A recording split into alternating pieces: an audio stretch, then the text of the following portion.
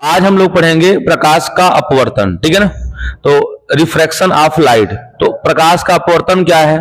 तो जब कोई प्रकाश किरण, ठीक है, किसी एक समांगी एवं पारदर्शी माध्यम से किसी दूसरे समांगी एवं पारदर्शी माध्यम में जाती है तो वो अपने मार्ग से विचलित हो जाती है। क्या हो जाती है?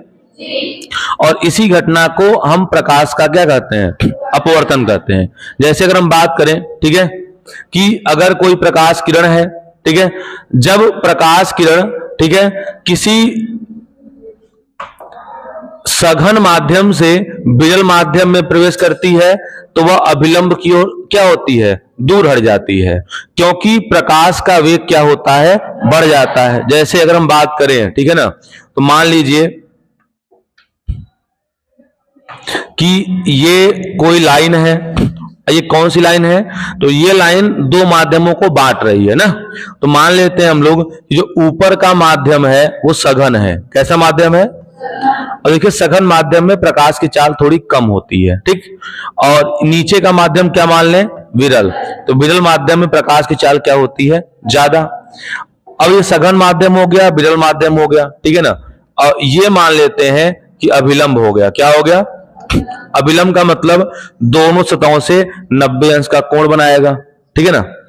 अगर कोई प्रकाश किरण आ रही है ऐसे, तो ये जो आ रही है इसको बोलते हैं आपतित प्रकाश किरण। क्या बोलते हैं? अच्छा, इस प्रकाश को जाना चाहिए था सीधे। आप जानते हैं कि प्रकाश एक सरल रेखा में गति करती है, लेकिन जब प्रकाश किरण सघन माध्यम से विरल माध्यम में प्रवेश करती है तो वह अभिलंब से दूर हट जाती है। यही अभिलंब है, तो इससे दूर हट जाएगी। यानी ये प्रकाश किरण सीधा न जाके क्या हो जाएगा? कुछ मुड़ जाता है। क्या होता है? बस यही घटना कहलाता है प्रकाश का अपवर्तन। क्या कहलाता है? तो जब कोई प्रकाश किरण किसी समांगी अथवा पारदर्शी माध्यम से दूसरे समांगी अथवा पारदर्शी माध्यम में तिरछा प्रवेश करती है तो वह अपने मार्ग से, इसी घटना को प्रकाश का अपवर्तन कहते हैं। तो जैसे एग्जांपल की बात करें कि अगर प्रकाश जो है सघन माध्यम से विरल माध्यम में जाएगी तो क्या होगा? तो अभिलंब से दूर हट जाती है, ठीक है ना। अब कोई पूछे दूर क्यों हट जाता है, तो आपका जवाब होगा कि जो प्रकाश का वेग है वो बढ़ जाता है। क्योंकि सघन माध्यम में माध्यम के कण पास पास होंगे, कण पास पास होंगे तो उसके बीच प्रकाश को चलने में ज्यादा एनर्जी चाहिए, इसीलिए प्रकाश क्या होता है? उसकी स्पीड कुछ कम हो जाती है, ठीक है। लेकिन विरल माध्यम में क्या होते हैं? जो माध्यम के कण होते हैं थोड़े दूर दूर होते हैं, तो उसमें प्रकाश को चलना क्या होता है? आसान होता है, इसीलिए प्रकाश का वेग बढ़ जाता है और अभिलंब से दूर हो जाता है। इस कोण को हम बोलते हैं आपतन कोण आई। क्या बोलते हैं? इस पूरे कोण को बोलते हैं अपवर्तन कोण आर। तो याद रखिएगा, आई मीन्स यहाँ पे आपतन कोण है और आर मीन्स क्या है? अपवर्तन कोण है। कोई दिक्कत? ये फर्स्ट कंडीशन हो गया, प्रकाश गई सघन से विरल में। अगर हम दूसरा बात करें, जब प्रकाश किरण विरल माध्यम से, ठीक है ना, सघन माध्यम में प्रवेश करती है तो वह अभिलंब की ओर झुक जाती है। क्यों झुक जाती है? क्योंकि प्रकाश का वेग, तो सेम कंडीशन है बट उसका उल्टा है। तो हम मान लेते हैं ये कोई बाउंड्री है। बाउंड्री किसका? तो सघन और विरल माध्यम का। अब इसमें मान लेते हैं कि विरल माध्यम कहाँ है? ऊपर, और सघन माध्यम कहाँ मान ले? नीचे। ऐसा माना जा सकता है, ठीक है ना। तो मान लिया विरल माध्यम ऊपर है, सघन माध्यम नीचे है, और ये मान लेते हैं कोई अभिलंब है। क्या है? अभिलंब का मतलब ये जो सतह है इससे 90 अंश के कोण पे, ठीक है। अब अगर कोई प्रकाश किरण, मान लीजिए सपोज वो ऐसे आ रही है सीधे, तो आप जानते हैं कि इस प्रकाश को सीधे जाना चाहिए था क्योंकि प्रकाश सरल रेखा में गति करती है, लेकिन माध्यम बदलने पर प्रकाश मुड़ जाता है। क्या हो जाता है? अब विरल से सघन में जाएगा तो आप जानते हैं कि विरल में प्रकाश की चाल क्या होती है? ज्यादा होती है, और सघन में प्रकाश की चाल क्या होती है? कम होती है। तो विरल से सघन में जा रहे हैं तो प्रकाश की चाल कम होगी, और प्रकाश की चाल कम होगी तो अभिलंब की ओर झुक जाएंगे। तो ये प्रकाश किरण जो है अभिलंब की ओर क्या होगी? झुक जाएगी। कोई दिक्कत? और इस कोण को हम कहते हैं आपतन कोण आई, इस कोण को कहते हैं अपवर्तन कोण आर। तो ये दो कंडीशन सबको याद रहेंगे, ठीक है ना। चलिए अब अगर हम आगे बात करें तो अब थोड़ा सा कुछ नोट पॉइंट है, ध्यान से देखिएगा कि प्रकाश की अपवर्तन की घटना में, किसमें, जैसे अगर प्रकाश का अपवर्तन हो जाए, ठीक है ना, तो अपवर्तन की घटना में, ठीक है, वेग हो गया, तरंग दैर्घ्य हो गया और प्रकाश की तीव्रता हो गई, ये बदल जाती है। क्या होती है? बदलने का मतलब परिवर्तित हो जाती है, लेकिन जो आवृत्ति होती है प्रकाश की, ये बदलती नहीं है। तो याद रखिएगा, अपवर्तन की घटना में सब कुछ बदल जाएगा, बट प्रकाश की जो फ्रीक्वेंसी होगी, आवृत्ति होगी, उसमें कोई परिवर्तन देखने को नहीं मिलेगा। ठीक है, एक और, अब अपवर्तन के नियम की बात करें तो अपवर्तन का नियम क्या है? ठीक है, तो अभी अभी आप लोग जो चित्र बनाए थे वही चित्र यहां पे आवश्यकता है। तो अपवर्तन के दो नियम है। कितने नियम है? पहला नियम क्या है कि आपतित किरण, अपवर्तित किरण तथा आपतन बिंदु पर डाला गया अभिलंब तीनों एक ही तल में होते हैं। तो जो चित्र बनाए थे आप वही फिर से बना सकते हैं। ये कोई आपका डिवाइडर हो गया, ये क्या हो गया? अभिलंब हो गया, ठीक है ना, और ये कोई प्रकाश किरण ऐसे आ रहा है, ठीक है, इसको जाना चाहिए था कैसे? सीधे, सीधे न जाके ये मान लीजिए ऐसे बाहर चला गया। तो इस पूरे चित्र को हम कहेंगे यहां पे क्या हो रहा है? अपवर्तन। अपवर्तन हो रहा है, इसको क्या कहते हैं? आपतन कोण आई, इसको अपवर्तन कोण। जो किरण आ रहा है उसे कौन सी किरण? हाँ, आपतित प्रकाश किरण। जो किरण जा रहा है उसे अपवर्तित प्रकाश किरण। इस जो डॉटेड लाइन, इसे क्या बोलते हैं? अभिलंब यानी यन। तो यही बताया जा रहा है कि जो आपतित प्रकाश किरण, जो अपवर्तित प्रकाश किरण तथा अभिलंब तीनों आपतन बिंदु पर एक ही तल में होते, ये एक ही तल में होंगे, एक ही प्लेन में होंगे हमेशा, ठीक है ना।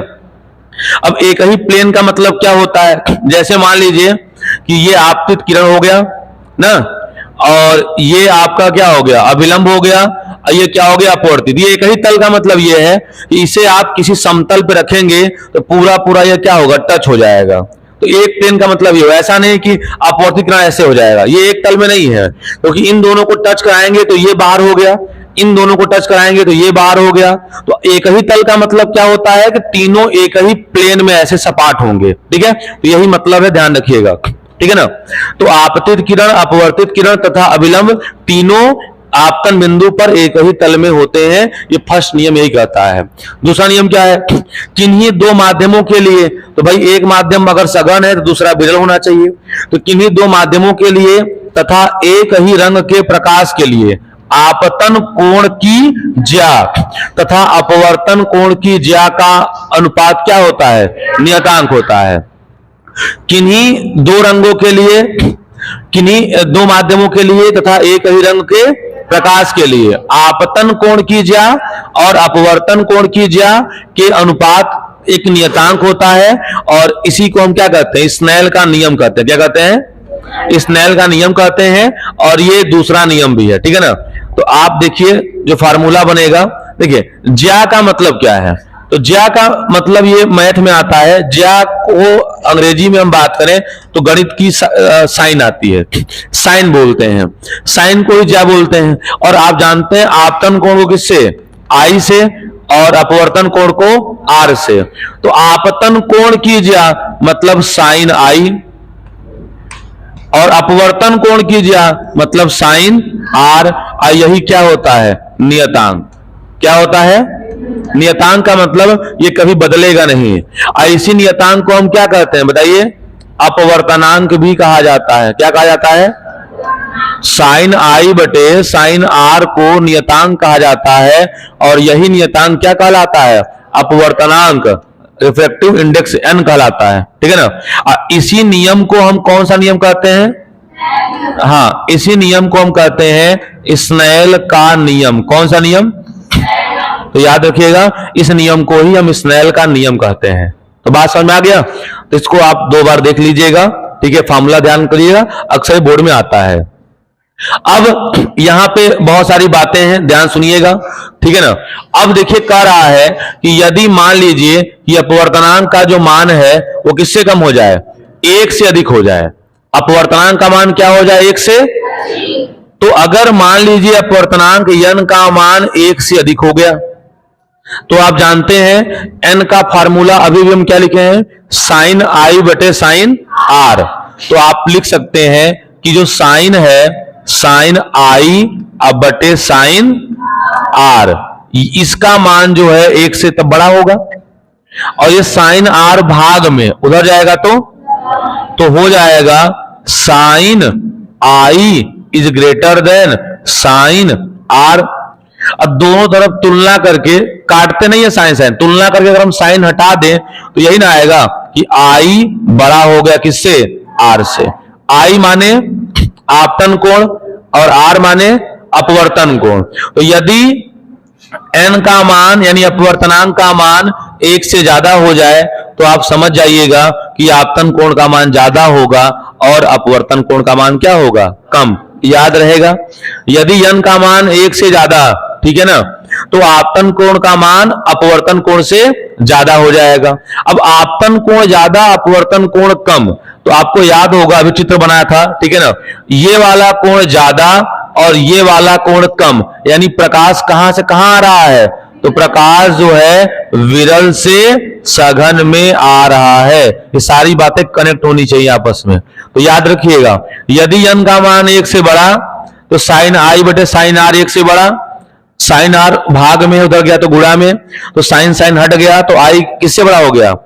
तो यदि आपके दिमाग में होना चाहिए कि यदि n का मान यानी अपवर्तनांक 1 से ज्यादा हो गया तो अपवर्तनांक 1 से ज्यादा होगा तो आपतन कोण का मान अपवर्तन कोण से, और जब आपतन कोण ज्यादा हो गया अपवर्तन कोण कम का मतलब वो अभिलंब की ओर झुक गया है। तो अभिलंब की ओर झुकने का मतलब क्या है, प्रकाश कहां से कहां आ रहा है। याद रहेगा, ये तीन बातें आपस में इंटरकनेक्ट करनी चाहिए, ठीक है ना।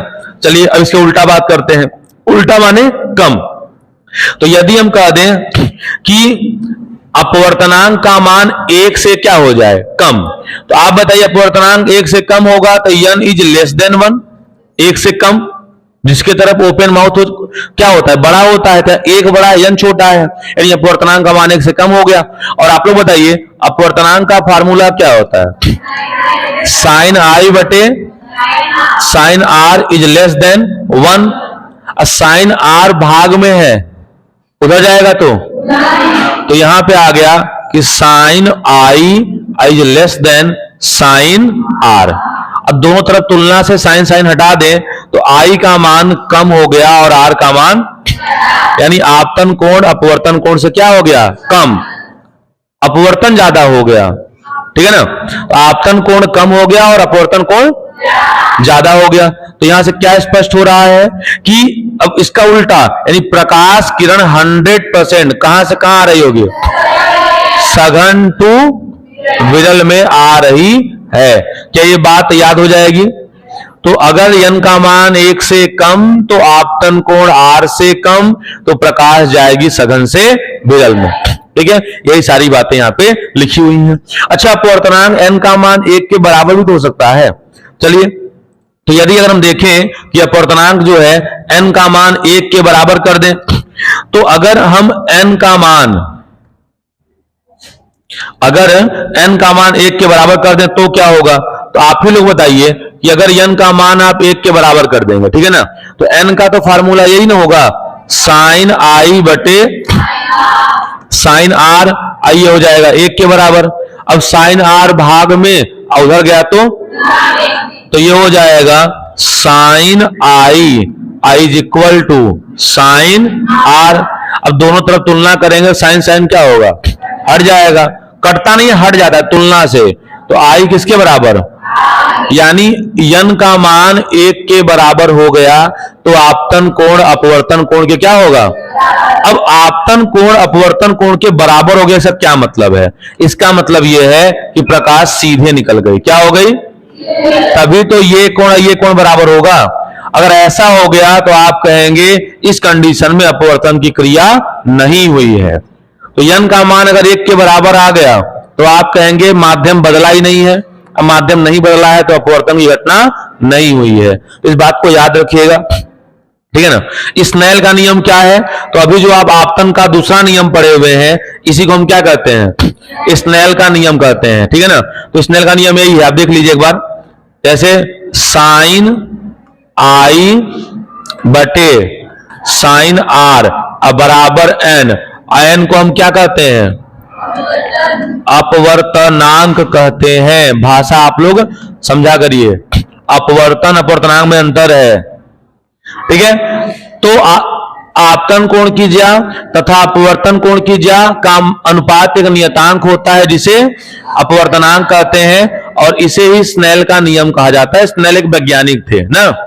और अपवर्तनांक की खोज किसने की थी, स्नेल नामक वैज्ञानिक ने ही की थी, कि अपवर्तनांक कोई चीज होती है जिसका मान साइन आई और साइन आर के अनुपात के बराबर होता है। तो बात समझ में आ गया। चलिए इतनी बात हो गई। ठीक है ना। अब अगर हम बात करें तो ये लाइन याद कर लीजिए कि अपवर्तनांक किसका सबसे ज्यादा होता है, किसका सबसे, देखिए तो बैगनी रंग के बात करें अपवर्तनांक की तो सबसे अधिक होता है।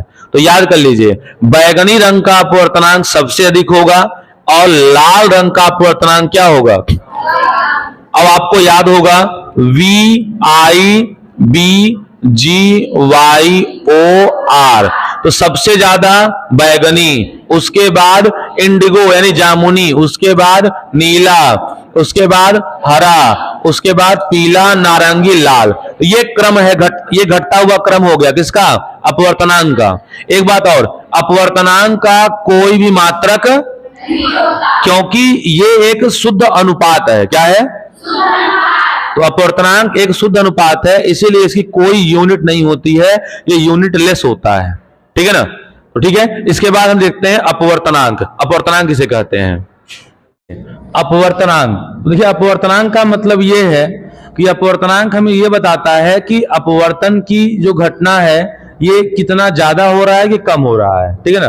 अपवर्तन का मतलब होता है प्रकाश का मुड़ना। क्या होता है, तो अगर अपवर्तनांक ज्यादा है तो प्रकाश ज्यादा मुड़ेगा, अपवर्तनांक कम है तो प्रकाश क्या होगा, कम मुड़ेगा, और अपवर्तनांक 1 के बराबर है तो प्रकाश बिल्कुल नहीं मुड़ेगा। तो अपवर्तनांक हमें बताता है कि कोई प्रकाश एक माध्यम से दूसरे माध्यम में जाएगा तो कितना ज्यादा वो विचलित होगा, मतलब कितना मुड़ेगा। ठीक है ना। अगर अपवर्तनांक का मान 5 है, एक अपवर्तनांक का मान 3 है, तो 5 वाले में प्रकाश ज्यादा मुड़ेगा और 3 वाले में प्रकाश कम मुड़ेगा। कोई दिक्कत है। तो अगर अपवर्तनांक ज्यादा है तो उसे हम सघन माध्यम कहेंगे, अपवर्तनांक कम है तो क्या कहेंगे, विरल माध्यम कहेंगे। कोई दिक्कत। अब बाकी परिभाषा तो आप जानते ही हैं, अपवर्तनांक का शाब्दिक अर्थ ये होगा। अब देखिए, तो अब अपवर्तनांक क्या होता है, देखिए आपतन कोण की ज्या, ठीक है ना, यहां आपतन होगा, तो आपतन कोण की ज्या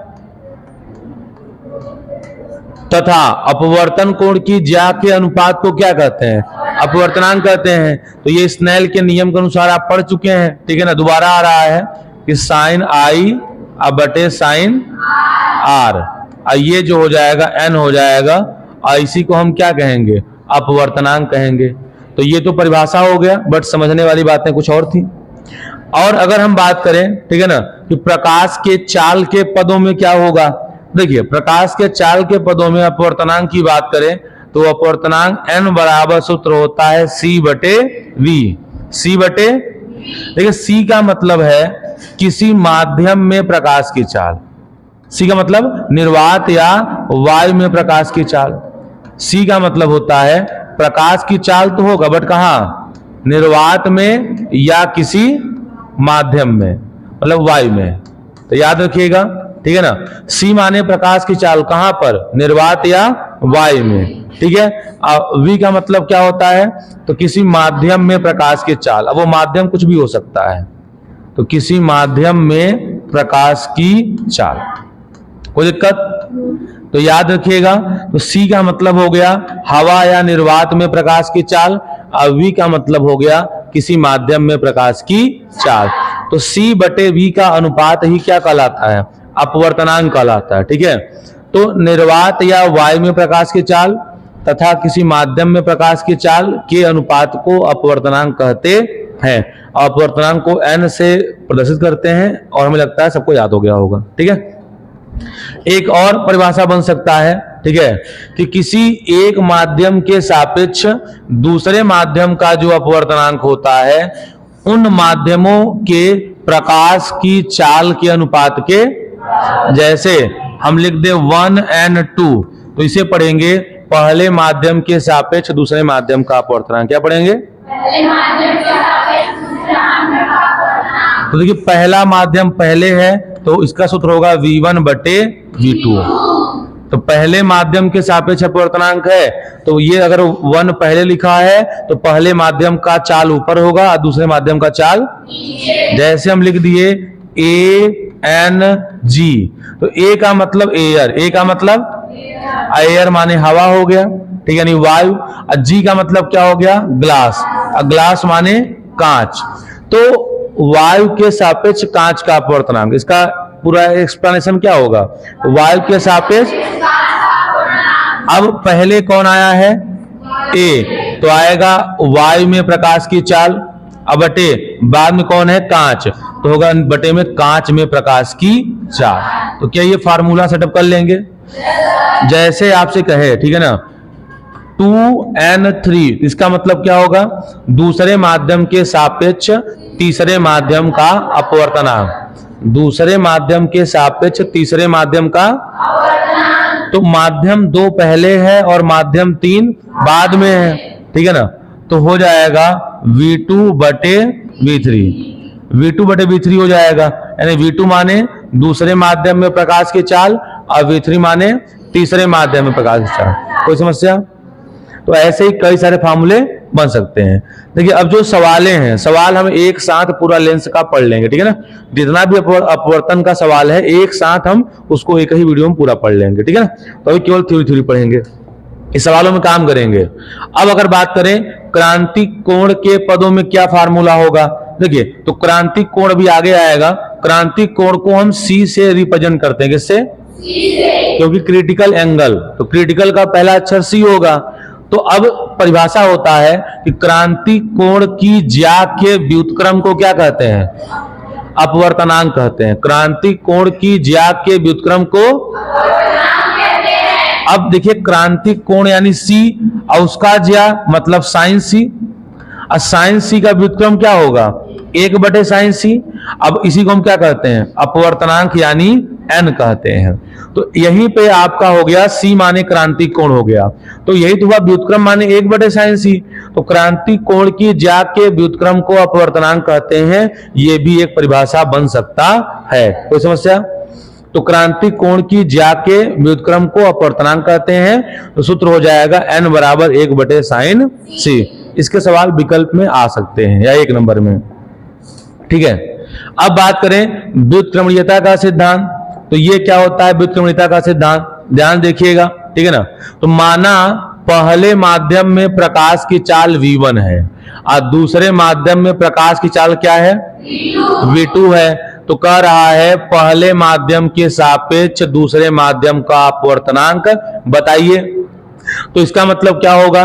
पहले माध्यम के सापेक्ष दूसरे माध्यम का अपवर्तनांक, तो 1 या 2 क्या होगा?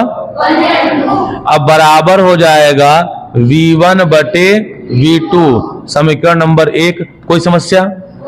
पहले माध्यम के सापेक्ष दूसरे माध्यम का अपवर्तनांक 1 and 2 बराबर V1 बटे, अब उल्टा करें दूसरे माध्यम के सापेक्ष पहले माध्यम का, तो यहां उल्टा हो जाएगा, तो यहां हो जाएगा, देखिए तो यहां हो जाएगा 2n1 बराबर हो जाएगा V2 बटे V1। कोई समस्या? अब समीकरण नंबर 2 हो गया। अब हम क्या करें कि समीकरण 1 में 2 का भाग कर दें। क्या कर दें?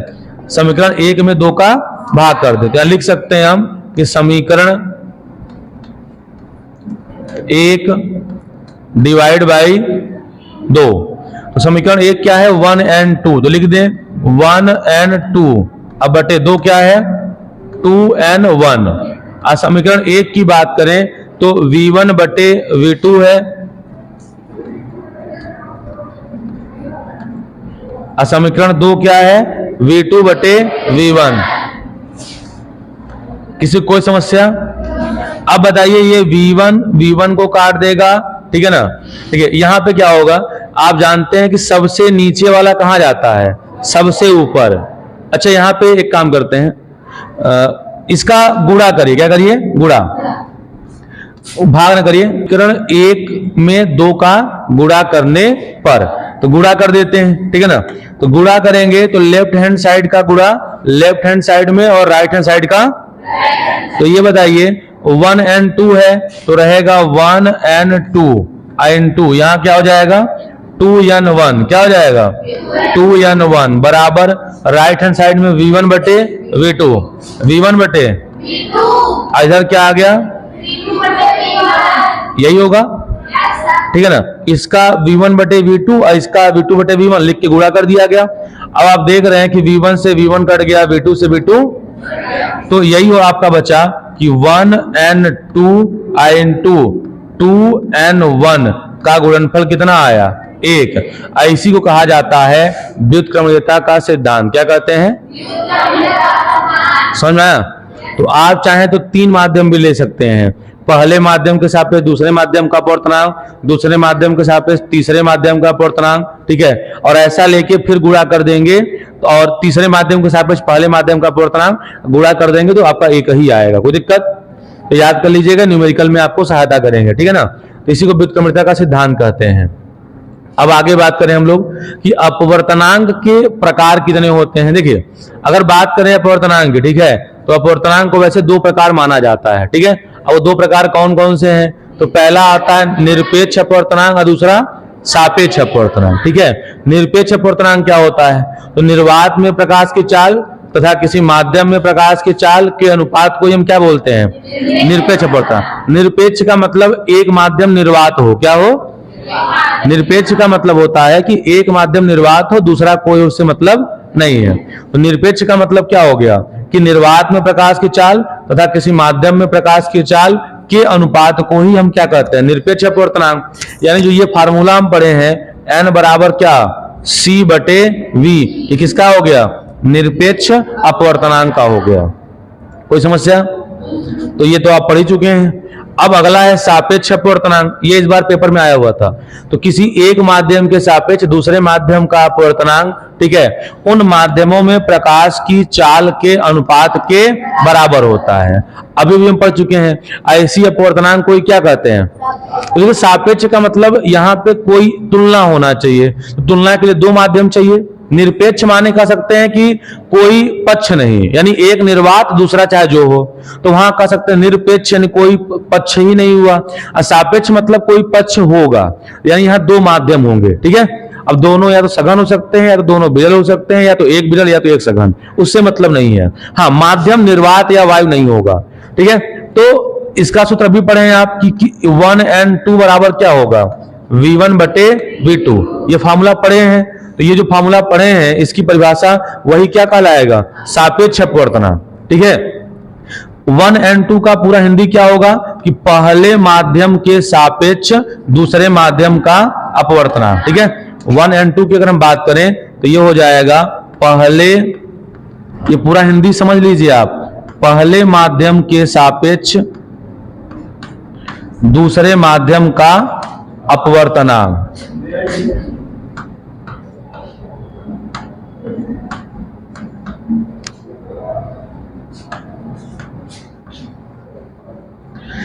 तो पहले माध्यम के सापेक्ष दूसरे माध्यम का अपवर्तनांक, ठीक है। तो ये समझ लीजिए, नहीं तो जितनी जल्दी समझ में आया है उतनी जल्दी दिमाग से निकल भी जाता है। तो 1 and 2 का मतलब पहले माध्यम के सापेक्ष दूसरे माध्यम का अपवर्तनांक, तो v1 पहले होगा और v2 बाद में होगा, कोई दिक्कत। इसका उल्टा कर दें, दूसरे माध्यम के सापेक्ष पहले माध्यम का अपवर्तनांक, तो क्या हो जाएगा 2n1 अब बराबर v1 बटे v2। अगर पेपर में आता है इतना लिख देंगे, पर्याप्त है, ठीक है ना। चलिए v2 बटे v1 होगा वो। अब बात करें कि क्रांतिक कोण क्या होता है, ठीक है। तो क्रांतिक कोण की पहली परिभाषा से पहले आप इसके चित्र को समझिए। जैसे अगर हम बात करें, ठीक है, कि ये मान लीजिए कोई डिवाइडर माध्यम हो गया, ठीक है, और ये इसका अभिलंब हो गया, क्या हो गया, अभिलंब। और प्रकाश जो है मान लीजिए ये सघन माध्यम है, इधर कौन सा माध्यम है, तो प्रकाश जो है सघन माध्यम से विरल माध्यम में आ रहा है। कोई दिक्कत? तो आप जानते हैं कि अगर कोई प्रकाश किरण सघन माध्यम से विरल माध्यम में आता है तो अविलंब से क्या होता है? दूर भाग जाएगा। इसको जाना चाहिए था सीधे, बट थोड़ा सा दूर भागेगा। कोई दिक्कत? इस कोण को हम क्या कहते हैं, कोई बताए? इस कोण को, हाँ, आपतन कोण आई। और इस पूरे कोण को हम क्या कहते हैं?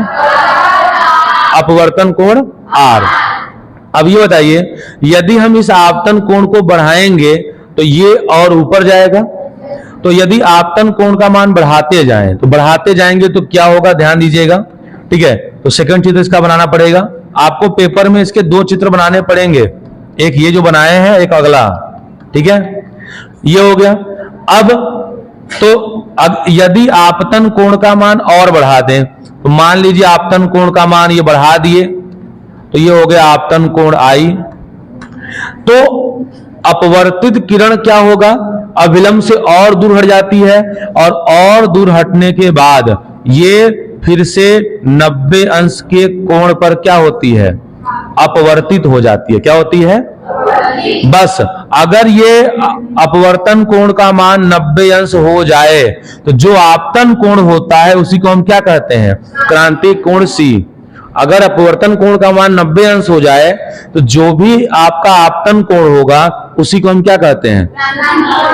तो देखिए, क्रांति कोण सघन माध्यम में बना हुआ वह आपतन कोण होता है। सघन माध्यम ऊपर है, ऊपर ही तो बना है।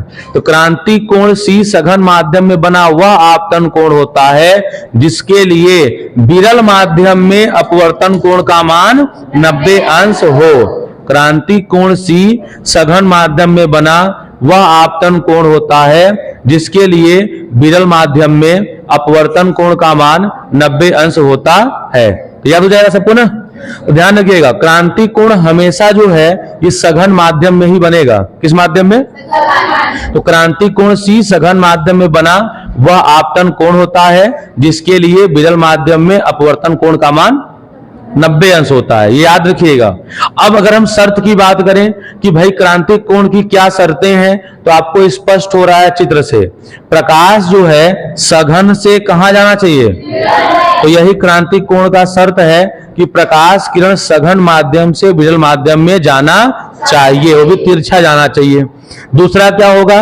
दूसरा यह है कि अपवर्तन कोण जो है इसका मान 90 अंश होना। अपवर्तन कोण कहां बनना चाहिए? विरल माध्यम में। इतनी बातें हैं तो याद हो जाएगा ना। तो क्रांतिक कोण सी सघन माध्यम में बना वह आपतन कोण होता है जिसके लिए विरल माध्यम में अपवर्तन कोण का मान 90 अंश हो।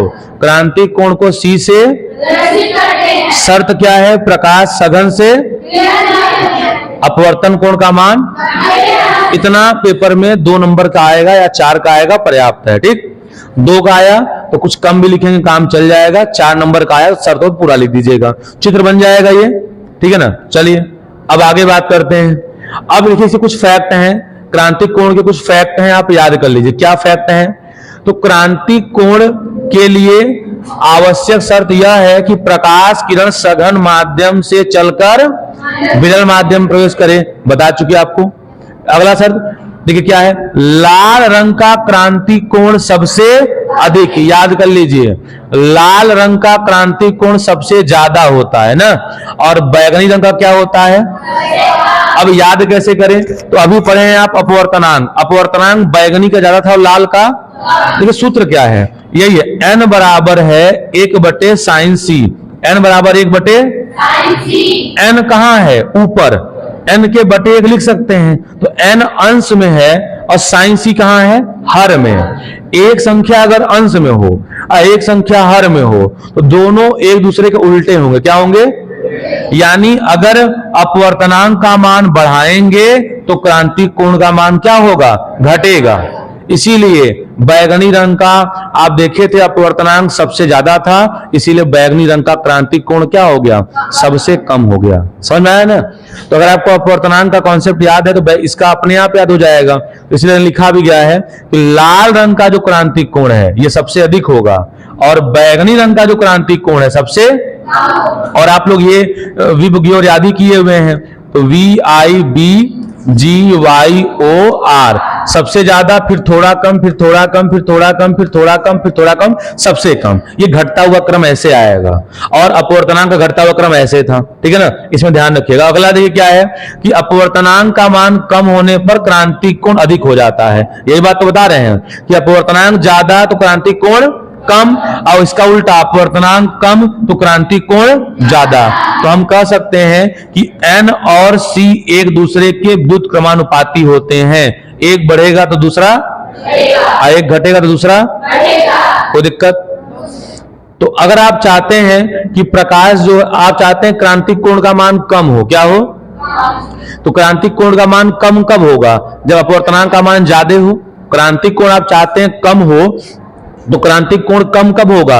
जब अपवर्तनांक का मान क्या हो, ज्यादा हो। अपवर्तनांक का मान ज्यादा करने के लिए क्या करना पड़ेगा? माध्यम को सघन ज्यादा करना पड़ेगा। तो सघन माध्यम है तो क्रांतिक कोण क्या हो जाएगा? कम हो जाएगा, ठीक है ना। चलिए, अच्छी बात है। अब अगला देखिए विचलन कोण। वैसे बोर्ड में आता नहीं है बट जान लीजिए, जब कोई प्रकाश किरण एक माध्यम से दूसरे माध्यम में जाती है तो अपवर्तित किरण, कौन सी किरण? प्रारंभिक मार्ग से जिस कोण से विचलित हो जाती है उसे हम क्या कहते हैं? विचलन कोण कहते हैं। इसे यस से प्रदर्शित करते हैं। एस नहीं, इसका वैसे होता है डेल एम, डेल। इसका मतलब क्या? देखिए, मान लीजिए कि ये कोई डिवाइडर हो गया और ये क्या हो गया? अभिलंब, ठीक है ना। अब मान लीजिए कोई प्रकाश आ रहा है, कौन सा माध्यम है उससे हमसे मतलब नहीं है। प्रकाश को जाना चाहिए था ऐसे, अब प्रकाश चला गया ऐसे, बस यही कोण क्या होगा? विचलन कोण। क्या होगा? तो विचलन कोण यही होगा। मतलब ये जो सीधी रेखा थी काल्पनिक वाली, और जो वास्तविक किरण है, इसी के बीच का कोण क्या होगा? विचलन कोण होगा। तो ये प्रारंभिक दिशा हो गई, ये क्या हो गई? ये क्या हो गई? अपवर्तित की दिशा। कोई दिक्कत? तो याद कर लीजिए कि जब कोई प्रकाश किरण एक माध्यम से दूसरे माध्यम में जाती है तो अपवर्तित किरण अपने प्रारंभिक मार्ग से जिस कोण से विचलित हो जाती है उसे ही हम विचलन कोण कहते हैं। इसे डेल से प्रदर्शित करते हैं, ठीक है ना। तो देख लीजिएगा, वैसे ये आपके बोर्ड में तो नहीं आता है बट एमसीक्यू में आ सकते हैं, ठीक है ना। अब अगला टॉपिक है पूर्ण आंतरिक परावर्तन। क्या है? अब देखिए, पूर्ण आंतरिक परावर्तन का मतलब क्या है, ठीक है ना। तो जब कोई प्रकाश किरण सघन माध्यम से विरल माध्यम में प्रवेश करती है तो अभिलंब से क्या होती है? जैसे जैसे आपतन कोण का मान बढ़ाते जाते हैं वैसे वैसे अपवर्तित किरण अभिलंब से एक स्थिति ऐसी आती है कि आपतन कोण अपवर्तित किरण अपवर्तक पृष्ठ से क्या होती है? पुनः उसी माध्यम में लौट आती है। अभी अभी आप लोग देखे हैं क्रांतिक कोण में, तो क्रांतिक कोण में अपवर्तन कोण कितना था? 90। यदि आपतन कोण का मान, जैसे देखिए थोड़ा सा चित्र देखिए, यहां पे चित्र में नीचे सघन है ऊपर विरल है तो प्रकाश नीचे से ऊपर जा रहा है, उससे क्या फर्क पड़ रहा है, ठीक है ना। तो यहां आप देखिए, अगर चित्र नंबर हम पहले की बात करें, ठीक है, तो देखिए प्रकाश जा रहा है सघन से कहां? विरल में। तो जाना चाहिए था ऐसे बट थोड़ा सा क्या हुआ? अभिलंब से दूर हट गया। अब अगर हम क्रांतिक कोण, यदि हम आपतन कोण का मान क्रांतिक कोण के बराबर कर दें तो ये क्या हो जाएगा? 90 अंश हो जाएगा। अपवर्तन कोण कितना हो गया? यदि आपतन कोण का मान क्रांतिक कोण से अधिक कर दे, देखिए लिखा हुआ है, क्या लिखा है? कोण angle I is greater than C. तो यदि, ये परिभाषा है पूर्ण आंतरिक परावर्तन का, यदि आपतन कोण का मान क्रांतिक कोण से थोड़ा सा अधिक कर दें तो संपूर्ण प्रकाश परावर्तित होकर पुनः उसी माध्यम में वापस लौट आती है। यदि आपतन कोण का मान क्रांतिक कोण से थोड़ा सा अधिक कर दें तो संपूर्ण प्रकाश परावर्तित होकर पुनः उसी माध्यम में वापस, ऐसी घटना को हम कहते हैं पूर्ण आंतरिक परावर्तन। तो देखिए, आप देख रहे हैं कि यहाँ पे लिखा हुआ है आई ग्रेटर देन सी, यानी आपतन कोण का मान क्रांतिक कोण से ज्यादा है तो प्रकाश गया टकरा के फिर से लौट आया, यानी इस माध्यम में प्रकाश बिल्कुल नहीं गया। कोई दिक्कत? तो यदि आपतन कोण का मान क्रांतिक कोण से थोड़ा सा अधिक हो जाए तो संपूर्ण प्रकाश पुनः सघन माध्यम में ही वापस, इसी घटना को हम कहते हैं पूर्ण आंतरिक देखिए, पूर्ण आंतरिक परावर्तन का शाब्दिक अर्थ है कि अपवर्तन की घटना में परावर्तन हो जाना। पूर्ण आंतरिक परावर्तन का शाब्दिक अर्थ क्या है? अपवर्तन की घटना में परावर्तन हो जाना। परावर्तन ही तो है, टकरा के लौट आया, बट फिनोमिना अपवर्तन का है। क्यों? दो माध्यम थे, गया नहीं, ऐसी कुछ कंडीशन हो गई तो प्रकाश उस माध्यम में गया ही नहीं। तो शर्त क्या होगा? पूर्ण आंतरिक परावर्तन का शर्त क्या होगा?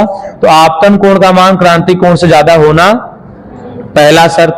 और दूसरा शर्त, प्रकाश सघन माध्यम से विरल माध्यम में जाना चाहिए। दो ही शर्त है। पहला वही कॉमन है आपका क्रांतिक कोण वाला कि जो प्रकाश है वो सघन माध्यम से विरल माध्यम में प्रवेश करे, ये पहली शर्त हो गई।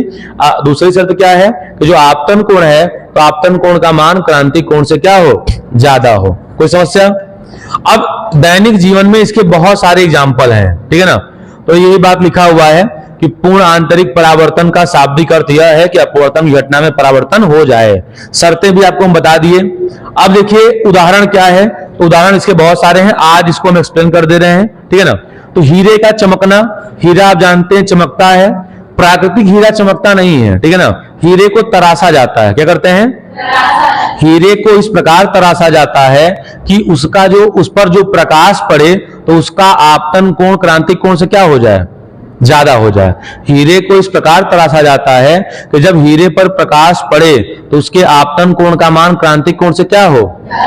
तो हीरा में प्रकाश, ठीक है, कुछ ही मार्ग से जो है आ तो सभी रास्ते से जाता है, हीरे के अंदर प्रकाश प्रवेश कर जाता है हर जगह से, लेकिन निकलता तभी है, ठीक है, जब ऐसी कुछ घटना हो, इसे हीरा बार बार चमकता रहता है। क्या होता है? तो हीरे को तराशा जाता है, ठीक है। तराशने का मतलब होता है कटिंग, हीरे की कटिंग होती है, ठीक है ना। तो इसका एक्सप्लेनेशन बाद में पढ़ लेंगे। और याद कर लीजिए कि हीरे का जो है क्रांतिक कोण कितना होता है, यानी 24 डिग्री से अधिक करना पड़ेगा। कांच में दरार अगर पड़ जाए तो वो भी चमकती है। क्या कारण है? तो पूर्ण आंतरिक परावर्तन के कारण ही कांच में जो पड़ी दरार है वो चमकती है। अगला क्या है? मृग मरीचिका का दिखाई देना। तो रेगिस्तान में जो होता है, ठीक है, ऊपर की वस्तुएं नीचे दिखाई देती हैं, तो ऐसा लगता है कि दूर से कोई तालाब हो, और तालाब में क्या बने हैं? बहुत सारे उसके पेड़ पौधे नीचे दिख रहे हैं, तो ऐसा लगता है। तो मृग जो हिरन है प्यास बुझाने के लिए दौड़ती है, इसका नाम रख दिया गया मृग मरीचिका, ठीक है। और ठंडे देशों में मरीचिका होता है, जो पानी वाले जहाज होते हैं वो ऊपर उठे हुए दिखाई देते हैं, ठीक है ना। तो ये सब घटनाएं हैं, इनको हम अलग से पढ़ लेंगे। और बात करें, ठीक है, तो कालिख से पुता हुआ गोला, क्या है? कालिख से पुता हुआ गोला जल में चमकता है, ठीक है ना। तो आज हम लोगों ने जितना पढ़ा, ठीक है, अब जो नेक्स्ट वीडियो होगा उसमें हम लोग इनके उदाहरण को देखेंगे और उसके व्याख्या को, ठीक है ना।